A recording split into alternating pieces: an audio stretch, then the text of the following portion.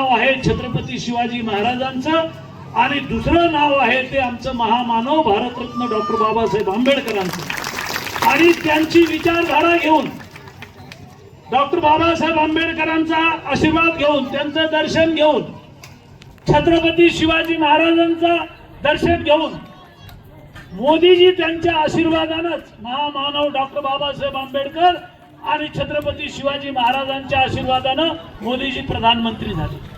देवेंद्र फडणवीस साहेब सुद्धा प्रत्येक कार्यक्रमात सांगतात महामानव डॉक्टर बाबासाहेब आंबेडकरांनी ही राज्यघटना लिहिल्यामुळं मी मुख्यमंत्री होऊ शकलो, स्वतः मुख्यमंत्री बोलतात। आणि हा देश आणि या देशाची प्रगती झाली पाहिजे, विकास झाला पाहिजे।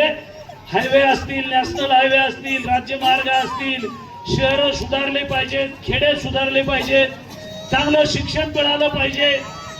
हे जी काही विचारधारा आहे ती छत्रपती शिवाजी महाराज आणि डॉक्टर बाबासाहेब आंबेडकरांनी आम्हाला हा मार्ग दाखवलेला आहे। जयंती साजरी करणं, मग शिवजयंती असू देत, आंबेडकर जयंती असू देत, महात्मा ज्योतिबा फुले असू देत, सावित्रीबाई फुले असू देत, अहिल्याबाई होळकर असू देत, हे राष्ट्रपुरुष होऊन गेले आणि त्यांनी महान कार्य केलेलं आहे।